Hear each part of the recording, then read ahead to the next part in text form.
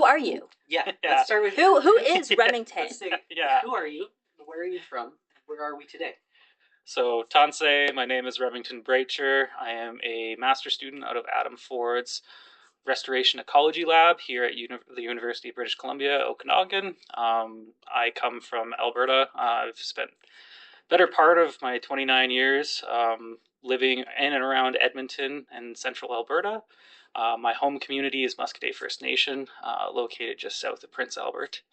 And yeah, I've worked in bison conservation for the better part of 3 years. I worked for the Canadian Wildlife Service as a Indigenous liaison for wood bison conservation policy, and then I worked for the Banff Reintroduction Project on the Banff Fire and Veg teams. So yeah, been working on bison work for quite a few years now, and just continued through my research.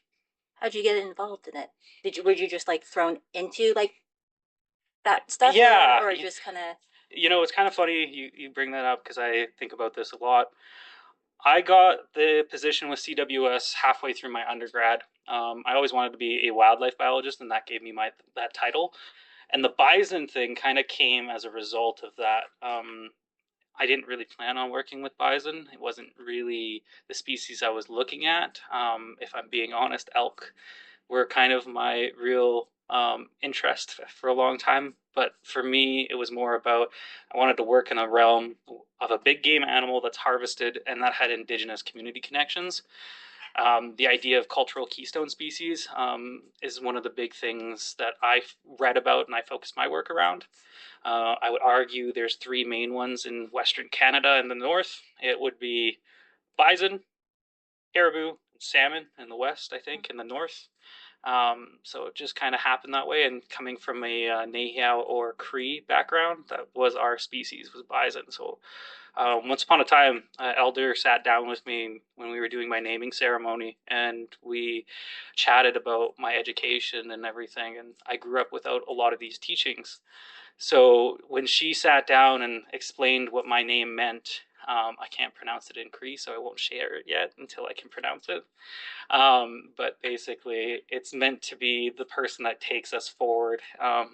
And what that meant to me was I was supposed to be able to walk both worlds, an indigenous world and a Western science world, for the betterment of our four-legged relatives. Bison just kind of came along that path. I had to learn to just trust the path that I was set on, and it led me here. And I don't imagine I'm going anywhere else. I've basically committed to working with bison and buffalo and communities for at least the next 5 or 6 years. But I imagine it's going to be a lot longer than that. So, when growing up, was it an Indigenous school or was it a Western school that gave you like your teachings and your opportunities and your experiences? So this is kind of an interesting question and kind of ties into my path a little bit. So I grew up away from my reserve. I didn't have any cultural teachings. My mom, my grandma went to residential school. She was kind of scared to showcase any culture. She never really passed on those teachings. My mom didn't have any of those teachings. And I really didn't understand what it meant to be Indigenous, let alone Cree, until I was much older. It wasn't until really my wife's family kind of introduced me to these teachings and stuff like that. It was more or less me going out hunting and fishing and trapping with my dad that really kind of set a lot of these motions forward. I'd skip 2-3 weeks of school a year to go on these massive hunting and fishing trips. I was a professional guide during high school and shortly after that. I attribute a lot of my success and a lot of what I've learned over the years because of that background and being a land user. It's what kind of forwarded me into this realm. I was a terrible high school student, awful, like barely passing kind of thing. So it took me a lot of time to see myself in this position that I do now. So yeah. Is your wife also Cree? Yes, so my wife is half Cree from Kausas First Nation, and then she's also half Croatian. It's an interesting mix for sure. Yeah, sure. So hunting and fishing were really important to you for understanding, would you say that's an average experience that the more time you spend on the land, the more important it becomes to you? I think so. I think, especially, I should give this a little bit of context. In my family, when I was growing up, hunting and fishing and trapping was not just like things we did for fun, it was like sustenance. We had a three freezers. They were full of wild game all year round, usually one with a moose, a bunch with ducks and geese, and then half a beef that we bought from a farmer. The rest, so like to me, it was like a connection with food. Um, that's like the main reasons why I carried on with hunting and fishing. But I do think that if you're a land user, you're kind of more intimate. You have that connection and relationship with the land in a way that a lot of people don't get it from urban environments, especially nowadays with the concrete jungles that we have as a society. So yeah, I think it's really important for it was critical for me to be involved with the landscape and take active part in the ecosystem to kind of shape who I am today. I write in my positionality statement that I'm a land user, but like first and foremost, like when I talk about this stuff, I'm a hunter. I don't care if I'm a scientist. I don't care if I'm an ecologist or anything like that. Hunting is still number one. And the day I have to like hang that up, that'll be a really sad day. So then, why buffalo or bison?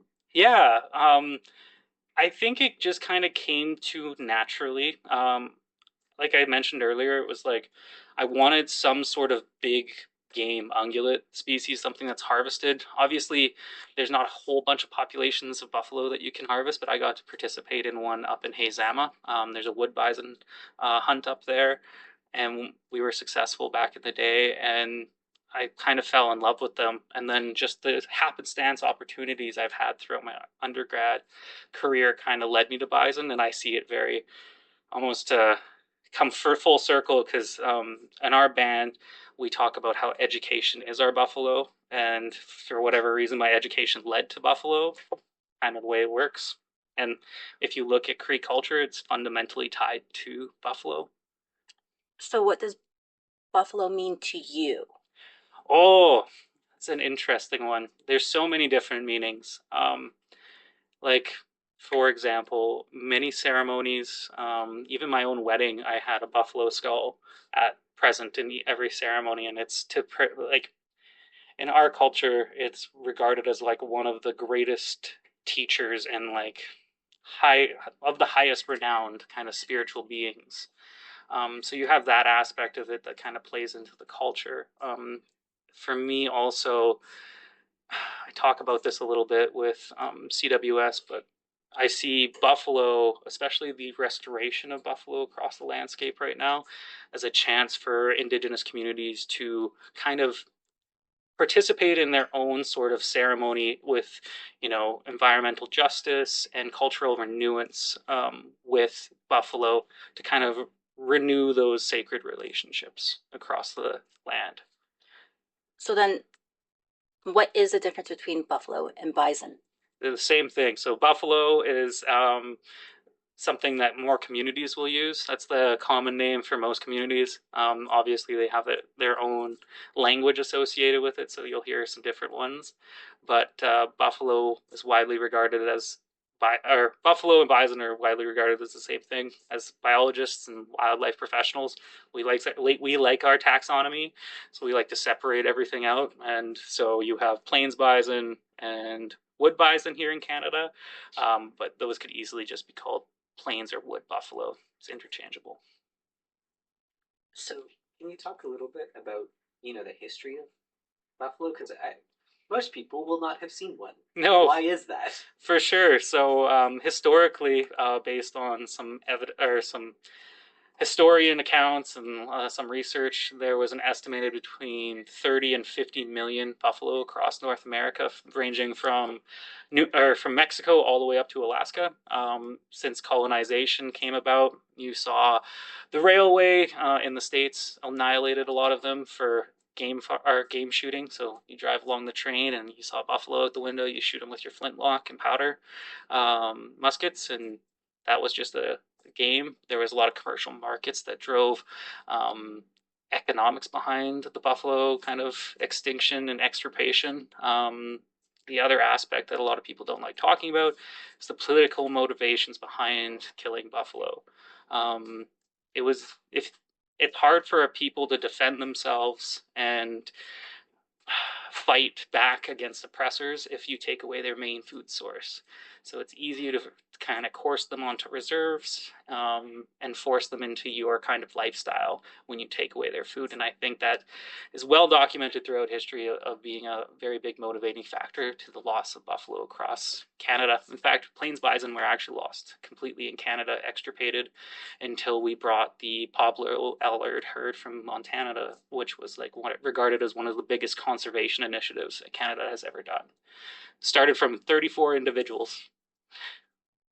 Very small number. Very small numbers, exactly. So when did that herd get moved over? You know, I wish I looked at the dates off the top of my head, but that probably was photographs. I think it was like early 1900s, okay, or late 1800s. So quite a while ago. And considering where we are now, it's wonderful to see the efforts of like Canada and the restoration of that species, but we're still looking at less than 0.5% of them present in their historical range due to a large contributing factors. But like, yeah, we're still a long ways away from having buffalo wandering on the landscape. So Canada implemented a reintroduction program. Tell us about that.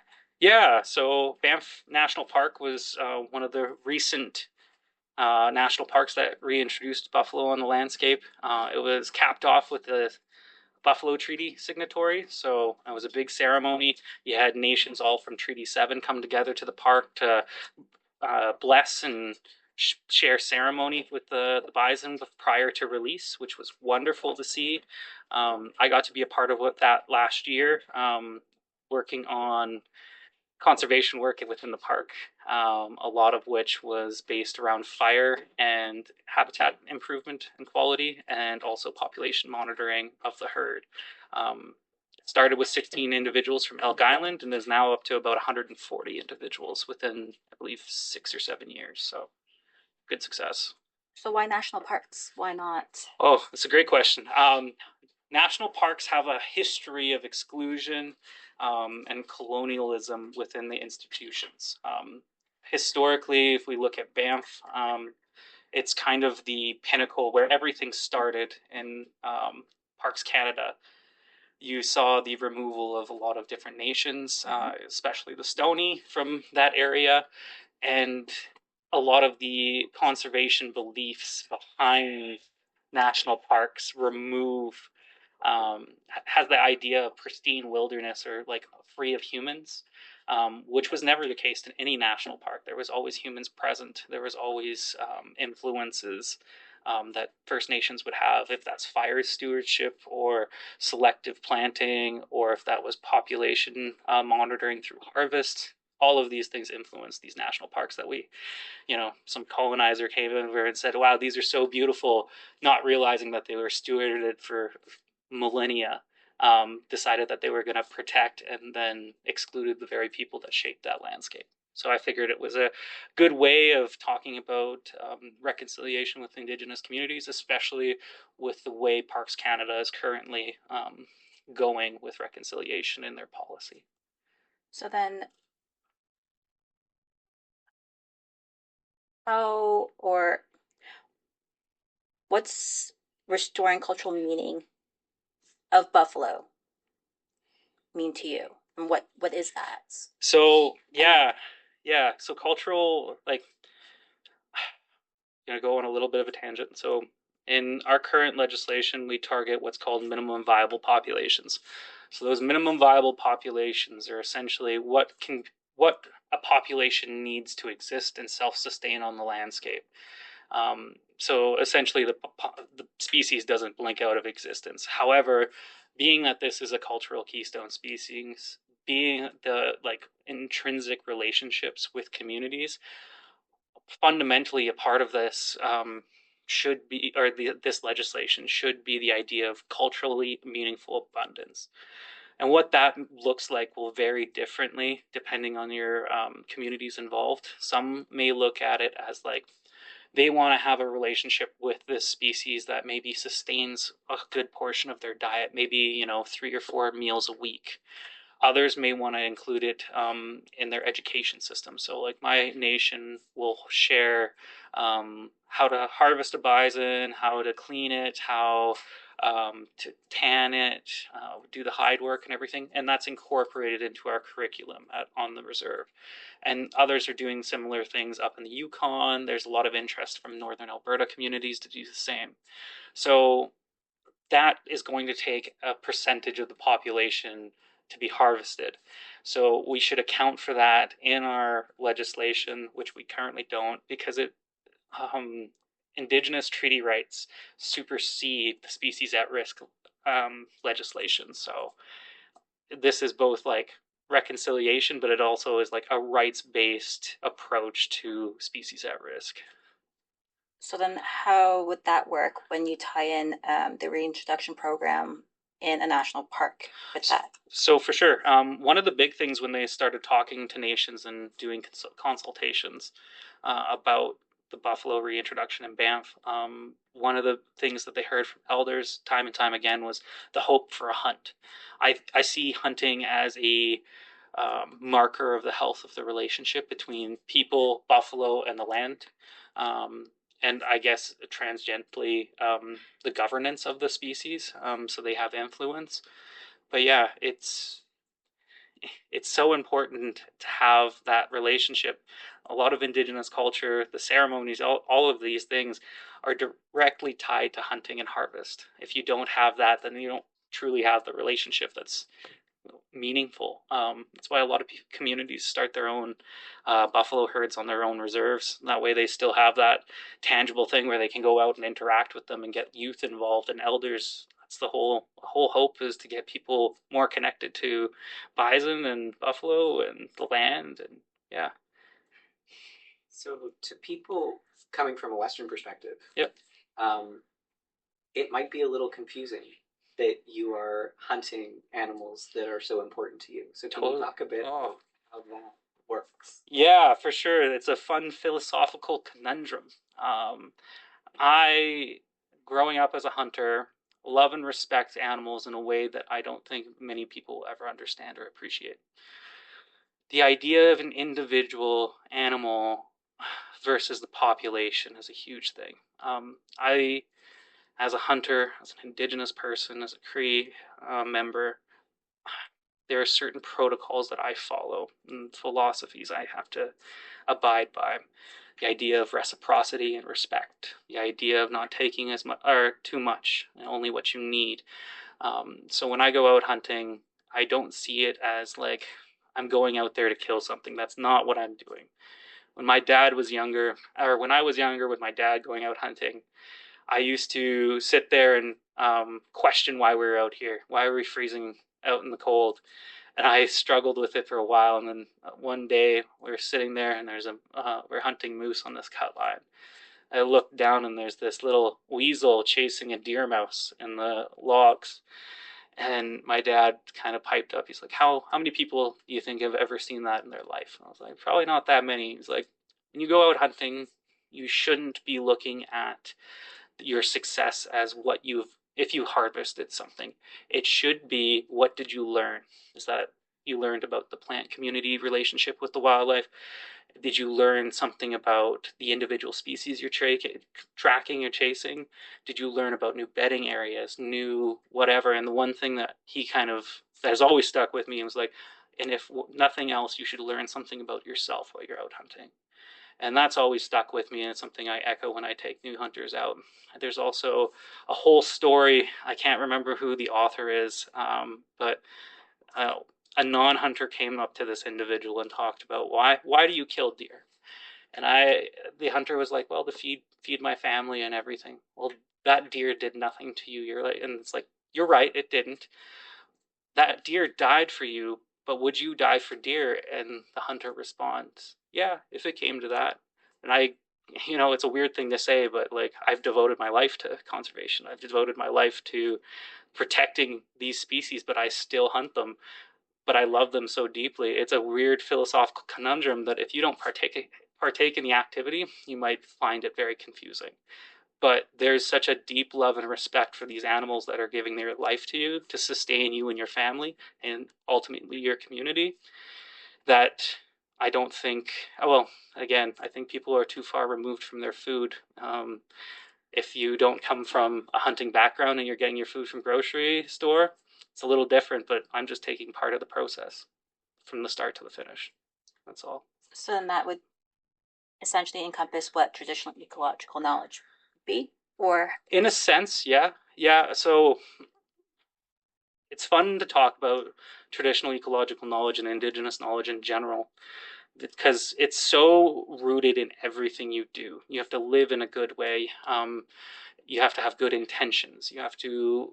It's all regionally specific as well. For example, my community just south of Prince Albert, there historically grew up on the plains, spent a lot of time all over the place. They would follow bison migration, so they knew the seasonality of things. If they saw certain plants budding at certain times, they knew what kind of how far spring was away. In theory, they kept a good record of how many buffalo were on the landscape, what species were kicking around. Um, but it was a lot of how do you live within the world? What do you put energy into, and what are your intentions with this world? And it's really hard to like disseminate and take those aspects out, like the culture and the spirituality of TEK, that a lot of scientists want to like pluck out and look for data. It's like that's not how this works. It's more of a holistic worldview that's tied to cultural stories and teachings, that's also rooted in TEK. And if you and language is so important to TEK, and if you don't understand a lot of the language associated with it, you're missing out on a lot of the connotation and science behind these teachings. But fundamentally comes down to spending time on the landscape. so essentially it's more that you live traditional ecological knowledge rather than it is this thing that you pluck out. It's more a way of life, a way of knowing, a way of being.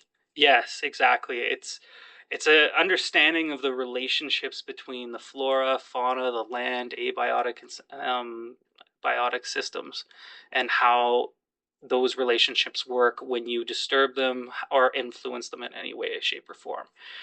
In science, we like to derive everything into our nice little variables and pretend that we live in a nice, clean, sterile lab. It doesn't work like that in the real world. So, indigenous people had a more holistic way of looking at the ecosystem and understood a lot of these relationships very intimately because they had generational knowledge of specific regions that they spent time on. They're also very attuned to a lot of the changes that you're seeing now with climate change and how that's impacting ecosystems. So they have a lot of interesting knowledge that I feel scientists could learn a lot from, given enough time to build those relationships. So there's sort of two different perspectives that are sort of fighting here. Yes. Um, what would you say is like maybe the most important thing for people who are trying to understand this, the perspective you're coming from of a relationship with the land and are struggling with that? Oh, that's a good one. I think when it comes to like we're talking about having a relationship with land, we're coming to an era of reconciliation with the Truth and Reconciliation Council and the calls to action. You're seeing a lot of new politicians and scientists really focus on these aspects. One of the big things is I lost it. Got to backtrack here in my head. Can you say the question again? What's the most important thing for people who are trying to understand the relationship? Yeah. Yeah. I think one of the big things to understand about these relationships, especially let's like within context of buffalo and national parks, is buffalo like have left a huge impact on indigenous people since time immemorial. That is a sacred relationship that since colonization has been perturbed so negatively that we haven't really seen the abundance or that same abundance or rejuvenation and like presence of culture on the landscape that we used to. These areas, specifically Banff, was home to so many sacred ceremonies for people. There were such like the mountains were a place of healing. And then when Parks Canada comes in and tells you get out, we can't have you here, we don't want you here. They used to only bring them on for Indian days and Banff. But yeah, like it just severed that relationship with it. And all this hunt is doing is letting the next generation of, Indigenous youth and elders be able to participate in something that is culturally meaningful, but allows those stories and teachings and life lessons to funnel through the older generation to the younger ones and promote knowledge transmission. All we're doing is facilitating a place of reconciliation.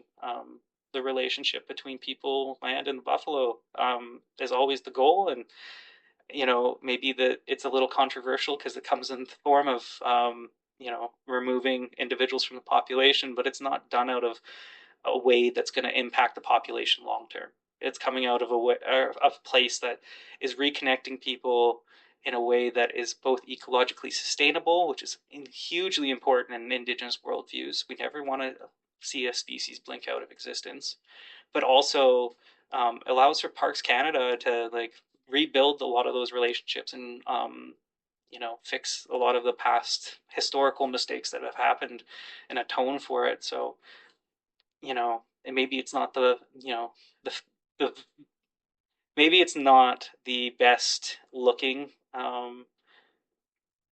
headline right now, but I think it's very important to understand that it is a form of reconciliation over everything, and a place that historically nobody else was there. It was these communities, and now they're finally being able to take part to impact the landscape and shape it to their identity and have their voices back on the landscape, I think is really what's important.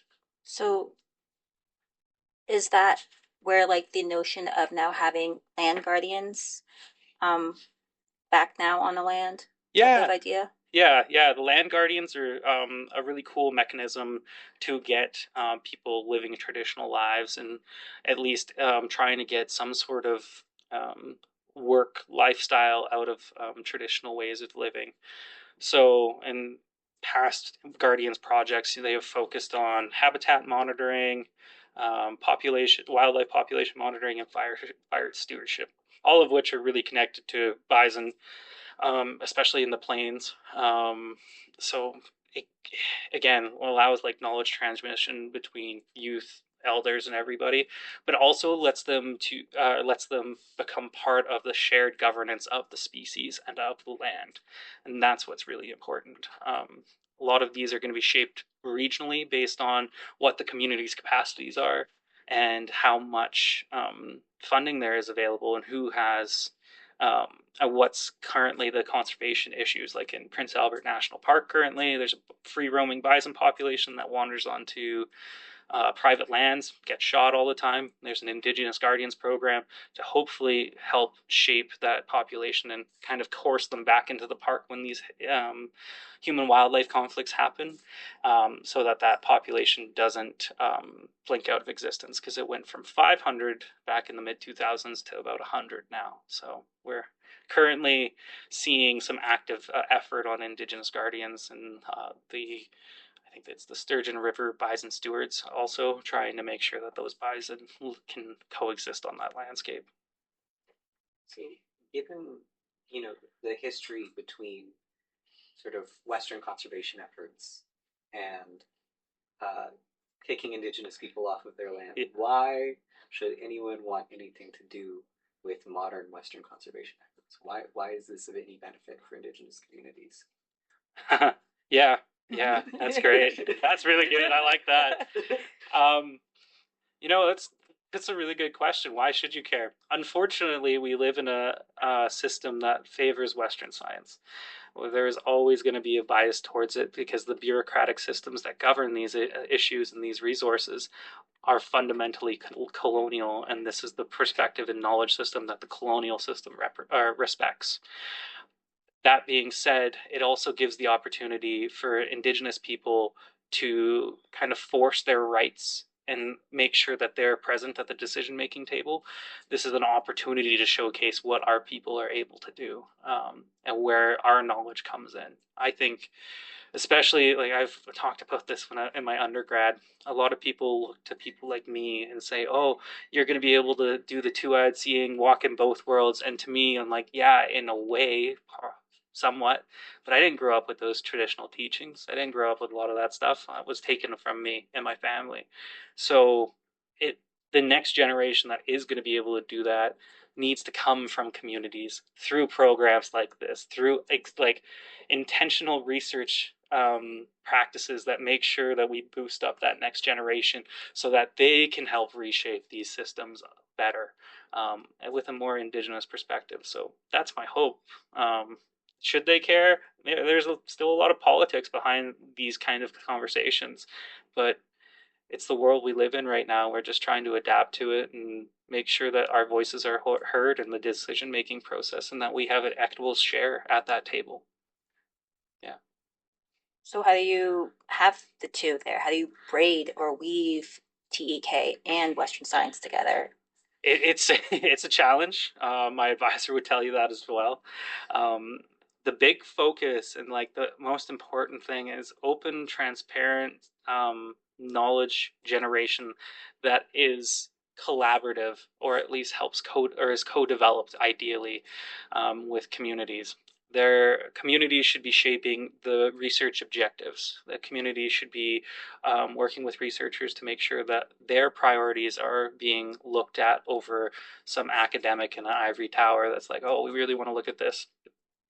Collaboration on common interests is so important, and building those relationships and understanding relational values with the species, with the land, the plants, um, everything. That's how it goes forward, and it's a delicate process because like randomly you'll be on a landscape one time doing some data collection, and all of a sudden an elder will give you this profound story that gives you some life lessons, and you're like, I wish I could have wrote that down. They're like, you're not supposed to write it down. That's not the point of it. And it's only through efforts like that that you really see the braiding I see of the two systems, is like engaging with people, knowledge holders, elders, and youth in a way that kind of builds their capacity to be involved. That's the way forward for sure. So now the concept of braiding the two and an approach and how to do it. But how does it in reality, how do you actually gain the trust? So like us who are outsiders who want and support that their voice is heard because it is fundamental in stewardship of wildlife such as buffalo. How do you do you just how do you tackle multi-generational trauma and like yes you have the government um understanding like yes we want their voice we need their voices, but it's also exact same time it's like from their perspective we don't trust you like with history and like with Yeah. like wait like how do you It's a challenge.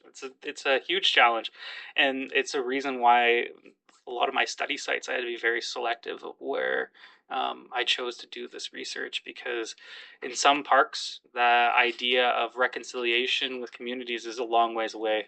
There's the socio-political landscape is really important. Um, yeah, wood buffalo is a great example of that. If you dive into some research, there's still a lot of issues that are unresolved up there, and that's why I decided not to pursue that one right now and wait until I see Parks Canada move a little bit further forward and acknowledging the past issues. But yeah, it's hard to keep everybody at the table if they don't have a pre-established relationship. As scientists, we a lot of the time are on our own little funding schedule that requires certain timelines and deadlines, which makes it a challenge to work with communities. And that I would kind of default to the PIs and be like, you should, if you were researching in this territory, like check who you have or who your communities are, and start building that relationship as early as possible. some of your research objectives should somehow correlate to what the community wants. If that's, more, say, more moose or caribou on the landscape, or maybe that's less wolves on the landscape, or whatever their kind of concerns are. Sometimes it's disease monitoring.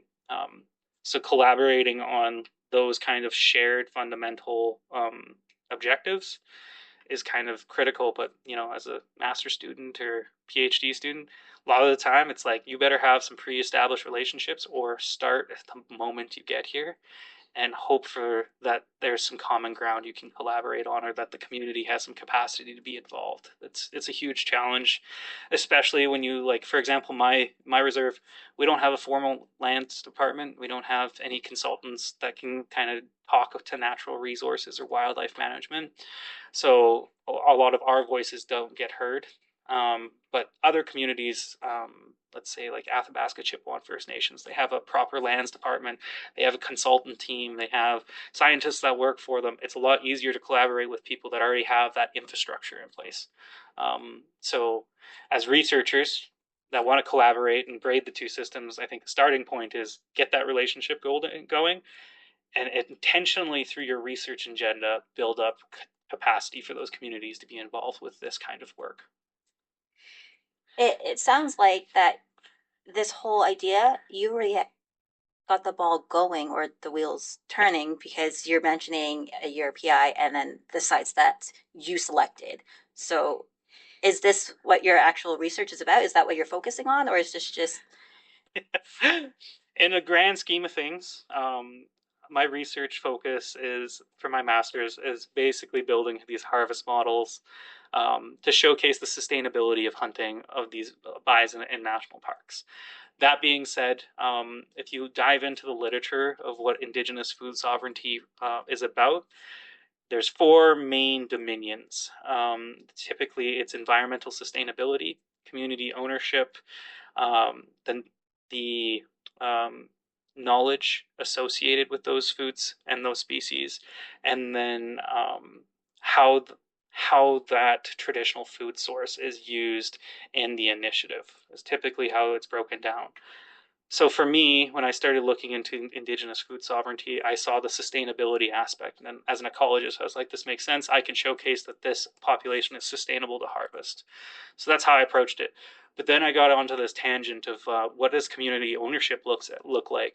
And that's where I think the guardians can come in, and co-management structures can come in and showcase that communities can have some partial say and an equitable share in what these populations are doing and how we manage and steward them. That in itself is a whole another program that I will probably be exploring with my PhD. Yeah. Sounds exciting. Yes. Can you take a second and talk about a few of the terms you've been using? Yeah, sure.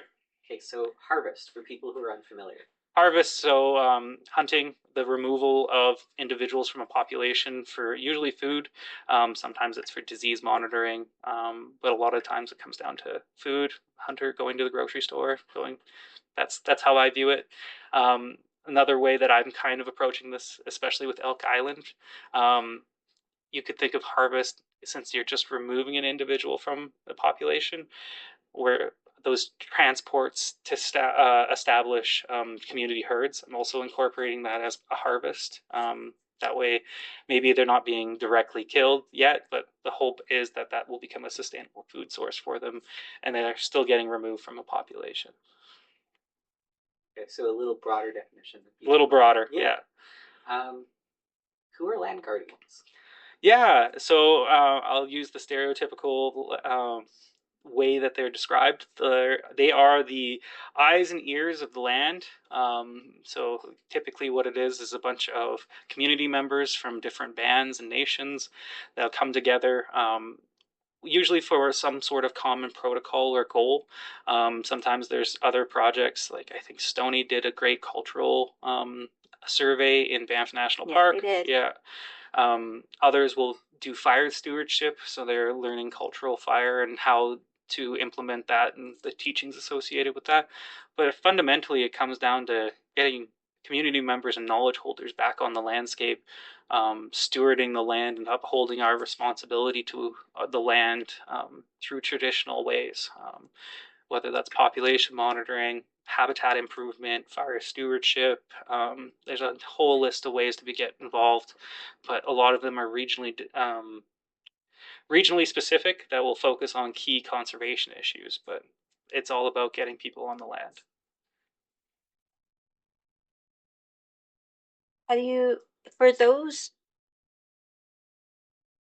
who love this whole idea, what would you say to those that are interested, want to partake or get involved with this whole thing that you are very passionate about? Yeah. I guess the second part of that question, what does that look like for settlers and what does that look like for indigenous people looking to reconnect with the land? Because those are different things for sure. Yes, for sure. I think, okay, so I'll put some context again. As an Indigenous researcher, I'm trying my best to open and intentionally make sure that there is space for people to be involved if they choose to be incorporating what programs are already existing and trying to boost those capacities. Maybe I think, for example, in Prince Albert, like I'm trying to get my nation involved with the Guardians program that's already established there. A lot of this maybe just comes down to I need help communicating between a lot of individuals and a lot of different NGOs and federal agencies and public servants. It's a lot of communication. This work, that's one of the biggest struggles is communication. But then like I need skilled scientists and technicians to be able to help me host like workshops. So we're looking to do like a wildlife tracking seminar and workshop for one of the Indigenous guardians, just to do like an average density estimate for wildlife populations. So those aspects they can help out with. And that could be Indigenous or a non-Indigenous person. As long as you're open to these ideas, it's non-exclusive. It's like powwows. Anybody is welcome. But yeah, if you want to get involved, just ask ways of you can ask about how you can get involved. Maybe, for some people it's donating a few trail cameras to the project. Maybe for some it's going to get the SD cards out. There's a lot of different avenues that can support these initiatives for sure. Communication, just sharing what we're trying to do and how to go about it. The Indigenous Leadership Institute has great resources on the Guardians and what they do and who to contact for different regions. It's a great starting point. Could they reach out to you? Totally. Yeah. My contact is on the website, rachel@ualberta.ca. But yeah, I'm always available and willing to talk, especially if this is something you're passionate about. This is, yeah, never thought I'd get this far. I am very surprised with how much interest in this program there has been. Yeah, sounds like a lot of work. Oh, and exciting, but tiring. Yes, it is a lot of my own capacity gets very limited very quickly because I have a lot of programs on the go that I'm trying to juggle with grad school, so it can be a bit challenging. So extra hands are good. Extra hands are always good. Many hands make less work. Let's talk sort of around your project quite a bit. Can you sort of get a little bit more specific about what you're actually doing? For sure. So when it comes down to the nitty gritty, my goal is to go to these 3 national parks. So Prince Albert National Park, Elk Island National Park, and Banff National Park, and look at carrying capacity. So I'm making determinants of carrying capacity using what's called rangeland health assessments and forest health assessments to get some sort of indication of how many bison can sustain on that landscape. And then using that to showcase the current population growth and how that population growth is going to reach carrying capacity and how much of that population growth can we kind of siphon off and a lot towards Indigenous harvest. Indigenous harvest, in my mind, should never perturb the population and cause it to decline. So as long as we're taking a fixed proportion of the growth rate, we should never run into that issue. And that's why I chose to select that type of harvest model over, say, we want 300 bison, and that way it's called a fixed quota. Will kind of will have a risk of over harvesting. Whereas if, as long as you keep a pulse on population growth rate, you shouldn't. But at the same time, as building these models, I'm intentionally making sure that a lot of this stuff is land-based data gathering. That way, if I build this protocol, I can hand it to the Guardians programs in these different areas and these different parks and be like, hey, this is what we did to estimate the model. I have the code, just get these data points for me, and we can make sure that the harvest is always available as long as the population is doing well, is the goal. Okay. Yeah. And so it sounds like part of what you're doing with your project specifically is trying to make it something that's sustainable, even without necessarily support from academia. Yeah. So trying to make it something that's sustainable by the Guardians if they want to continue it. Yeah, I don't want to make the most complex statistical model that only me and a handful of other ecologists understand. I want to make sure that people that don't necessarily have a Western science background can implement this and get a sense of what is going on in their parks that they're associated with.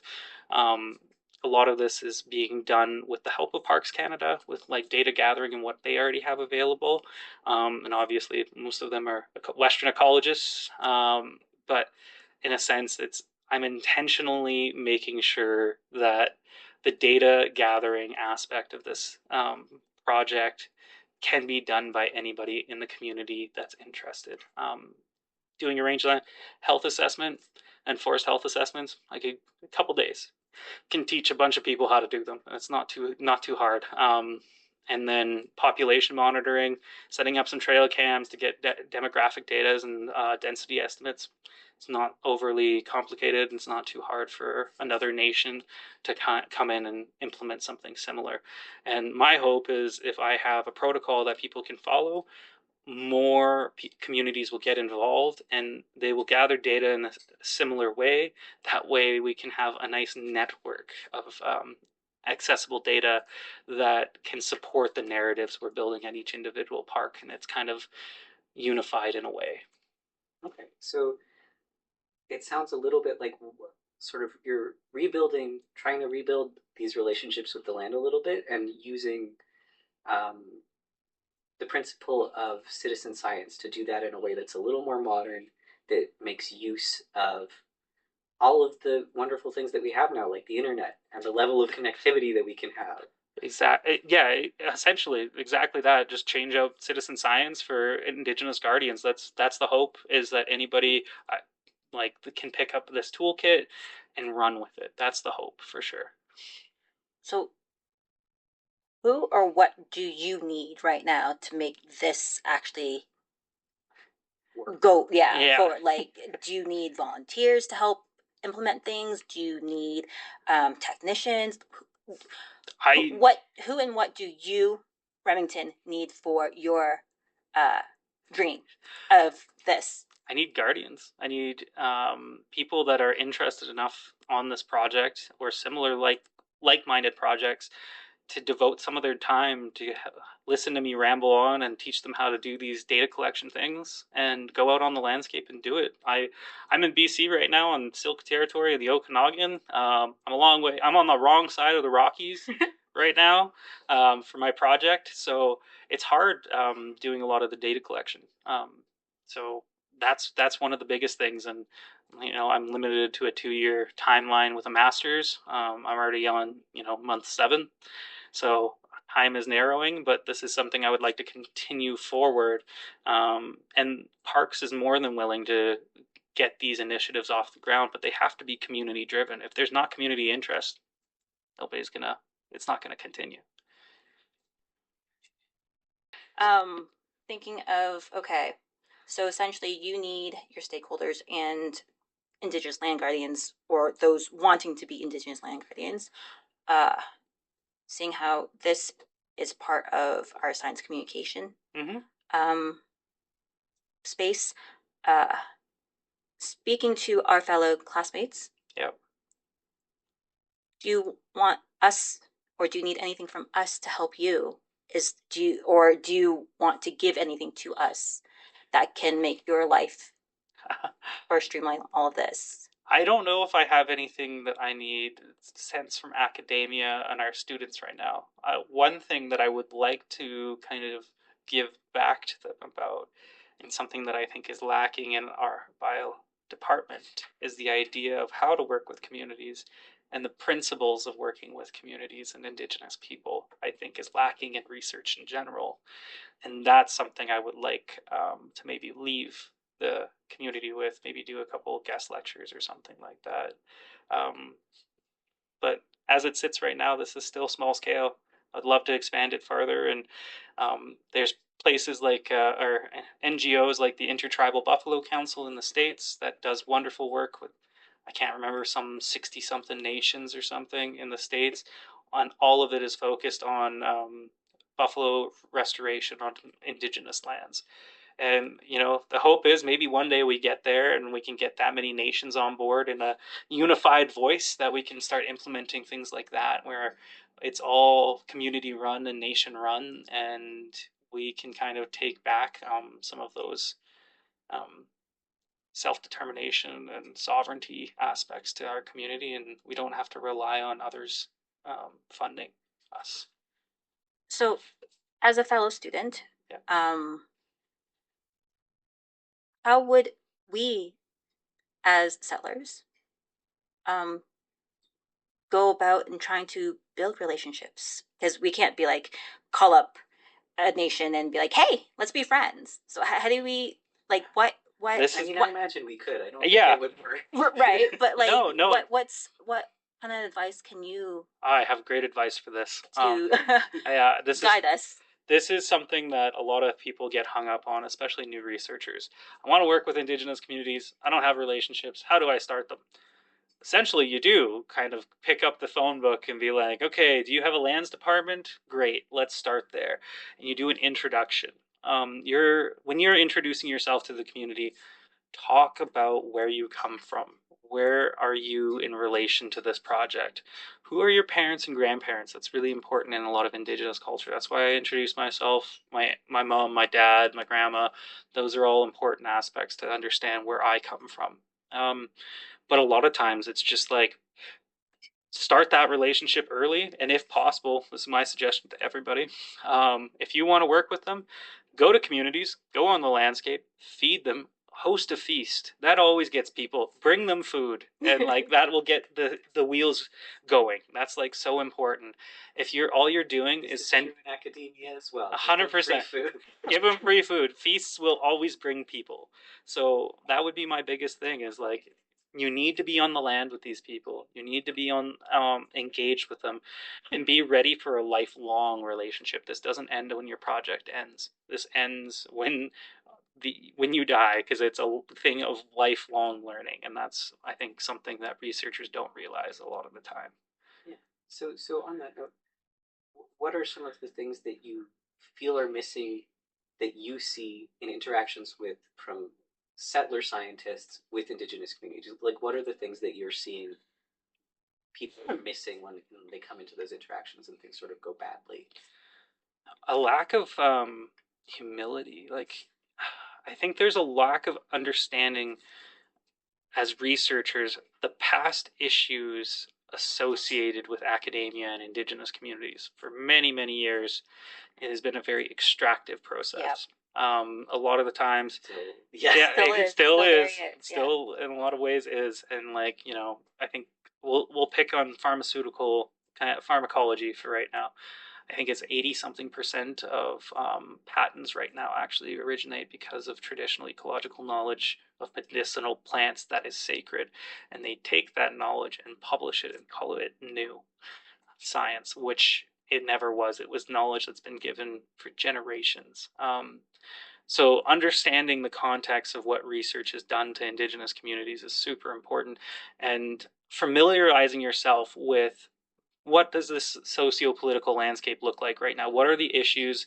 What are the sources of contention between communities and government, researchers?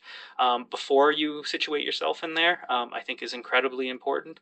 And being open and honest with community members. If you know like where these results are going, and maybe you don't want it's unfavorable for the community, be upfront. Be like, hey, I want to address these issues now.